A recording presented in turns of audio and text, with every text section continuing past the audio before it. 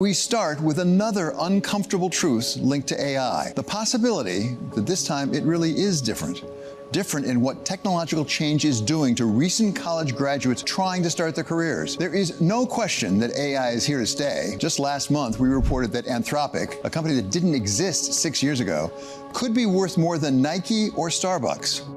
Anthropic, 170 billion, XAI in talks for 200 billion, and I think there's nowhere to go but up. And there's no question that at least some employees stand to make a great deal of money for their ride on the AI train. Apple's top executive in charge of AI models is leaving for Meta Platforms. I'm told this pay package is probably somewhere north of $200 million. We have never seen anything like this before. And there's a lot we don't know about what it will do for business and the economy. But we do know that leaders of the world's largest and most powerful firms expect a tidal wave. They are preparing for it. And already, some people are feeling the effects on the ground right now. People not at the very top of the corporate ladder, but those trying to get a step on the bottom rung. This year, Jacob Ayub and Tiffany Lee are joining millions of their fellow college graduates trying to get their careers started. This is just one of the case studies, pretty representative of what you can expect if you're applying for any full-time role at a private equity company. Luckily, Boston College does a really good job of setting that financial background. We've done in-class DCFs, in-class LBOs. Here's your iced matcha. Good luck. Thank you. Thank you. Have a great day. You too. I have a few case studies on my portfolio just showcasing the work that I've done at school for the companies and nonprofits that I've worked for. The last experience I have is another contract role with a startup that I did through a club at Cornell as well. They have studied different subjects at different schools. Tiffany, information science and psychology at Cornell, Jacob, economics and finance at Boston College. But the two graduates have a lot in common. They both got good grades, networked widely, and landed prestigious internships. Tiffany at Apple and Jacob at a boutique private equity firm. And for both, it has yet to add up to a job. Since graduating college, I would say I've applied to around 200 jobs. I would say I've applied to about 150, maybe more now. Some of the interview processes consist of constructing models and valuations. Some of them are pitch decks. I made it to the final round for one big tech company. Didn't end up getting it. I'm past round 2 for another one, and the other ones I either haven't heard back or just ghosted. Yeah. It's a story that's becoming more common, and it's being reflected in an unusual new trend in the economic data. As far back as the numbers go, the unemployment rate for recent college graduates has been below the rate for all U.S. workers.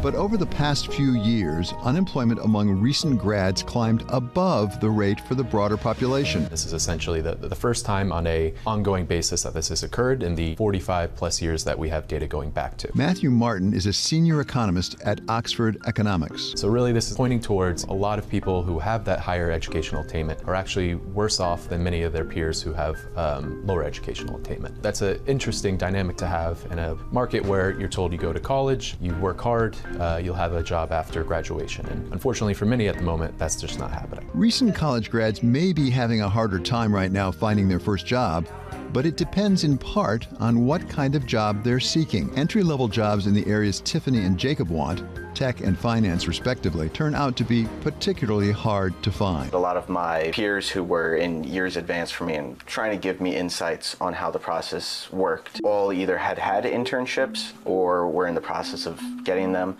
or had full-time offers. And these are sometimes people that are just juniors who have a full-time offer at a bank or a different firm. And I think with my graduation class, there's been a pretty drastic change. I'd say about 50% of my graduating class is unemployed. I see a lot of job descriptions that are asking for 2 years of experience or 3 years of experience. And in design specifically, it's been pretty hard. I think it's just a very saturated field and there's a lot of talent out there. Tech is one of those that has been really slowed down. A lot of that comes down to the hiring boom that they did post-pandemic and them looking to right size. You also have other mathematical occupations in finance, legal, some of these fields that you would again have have been in high demand over the last couple years that just aren't seeing as much. Economists say the reasons can be difficult to trace. Some of it is likely the overall labor market cooling after the post-pandemic hiring surge. But now there's a new cause coming on the scene: artificial intelligence. AI will leave a lot of white-collar people behind. All junior-level jobs in any industry are at high risk. This is like a tsunami hitting the labor market. For months, economists and executives have been raising concerns about AI or publicly embracing it, sometimes both.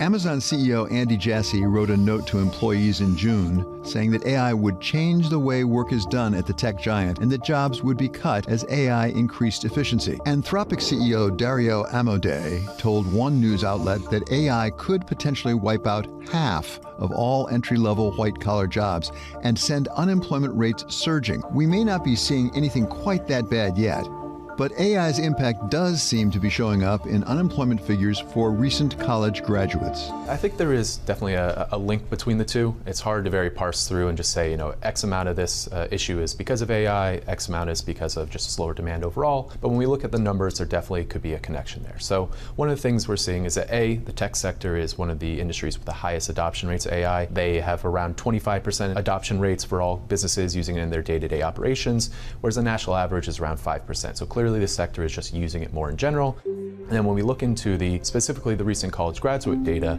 we see that in the last couple years, employment for recent college grads, 22 to 27, they've seen a decrease in employment opportunities overall. Whereas if you look in the same fields for those 28 and onwards, they've actually seen, slightly flat to maybe a little bit up overall. A similar story appears in the latest company hiring data. An analysis by Indeed, conducted for Wall Street Week, shows junior-level job postings have tumbled over the last 2 years and are now 21% below their pre-pandemic level, even as senior-level openings are up. Although tech may be one area where AI is particularly affecting entry-level positions, it's not the only one. As Martin says, they see vulnerability in finance jobs like the one that Jacob is seeking. To learn more, we sat down with Blair Efron, co-founder of Centerview Partners, one of the world's most prestigious investment banks. We see an awful lot of money being invested in AI. Are we far enough into the process now to know whether it's going to work? Now, obviously, there are different ways it could work, high, medium, low, but do we know it's fundamentally going to work, that there's no chance this is a bubble? So it's not a bubble. I am always a believer in progress. AI is progress. Over the long haul, it'll be good. In the short term, I have big concerns. I believe the impact on employment is going to be dramatic sooner than we think. Now, with that said, AI, for us as an example, is a positive. We're less focused on productivity, more focused on freeing up someone's time so that they can use that time more productively. But given all the positives, we have to absolutely look out for the watch out sign. What is going to go on with employment? One outcome could be a workforce that looks very different than it does today. Fewer jobs in computer science, finance, or law, and more jobs that benefit from interpersonal interaction. Matthew Martin says these trends are already showing up in the data, whether or not they can be traced to AI, and they are affecting men and women differently. While the recent college graduate unemployment has raised overall, it's really been concentrated in males specifically. A lot of that comes down to, what industries are they looking to work in. If we do a quick breakout of the industries of recent college graduates, females tend to move towards healthcare services and educational services where demand's quite high. I think between those two, they account for over 40% of recent college graduates for females, whereas males specifically in healthcare services only accounts for around 5%. So it's an imbalance of what positions are these males versus females going into. Males tend to skew towards these computer science professions, whether that's programming or the tech sector just in general. That's closer to 20 to 25% for them. So you just have this imbalance of males tending to want to go to these industries where demand is really low at the moment, whereas females are entering industries where demand remains quite high. Although a picture of AI's economic impact may be just starting to come into focus, we can be sure that the best and the worst are yet to come. Some advice from the C-suite to help the next generation prepare: stay flexible and develop the skills that remain, so far, uniquely human. Broad-based thinking, deep thinking, and there are just so many different fields and so many different kinds of enterprises, big and small, that will help you do that. Widen the aperture of what you think might be a fit. taking a lot of writing courses, a lot of humanities, learning how to think critically, learning the art of learning, curiosity, thinking about judgment, thinking about coming out with an output, an answer based on facts that is contrary to what a model may show you. This is what we need, because this is what I think will never get out of style. Judgment's not going out of style. The benefits of AI in the long run may well dwarf the problems. But when you're in the middle of that first job search, the long run may seem very far off. Put in a lot of work starting from high school. I get the right SAT score, go to the right college, get internships, get experience. You come out with kind of an uncertainty. It kind of makes me want to consider a master's, but I know that it's really expensive, and I just don't know if it's worth all that money just to get an entry-level job. It's more so frustration towards the system and the overall process, but you also start questioning your underlying abilities. Jacob and Tiffany, it seems, did everything right. And it's not quite that they're falling behind, but that the entire world is shifting under their feet. The rules have suddenly changed. And what are those new rules? For all of us, that still remains to be seen.